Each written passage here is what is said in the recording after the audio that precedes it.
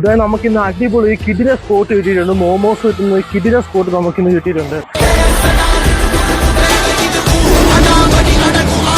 കൂട്ടുകാർ നമ്മളെ ഏരിയ വന്നപ്പോൾ അന്യായ മണമായിരുന്നു. പിന്നെ നമ്മളൊന്നും നോക്കിയില്ല, ഒരു മോമോസ് അങ്ങ് ബുക്ക് ചെയ്ത് നമ്മുടെ കയ്യിൽ നമ്മുടെ ഐറ്റം കിട്ടിയിട്ടുണ്ട്. മോമോസ് ഈ 5 പീസ് ലെയറാണ് വരുന്നത്. പിന്നെ അത് മാത്രമല്ല സോസും മയോണൈസും ചേർത്ത് സെറ്റോടെ നമുക്ക് കിട്ടുന്നത്.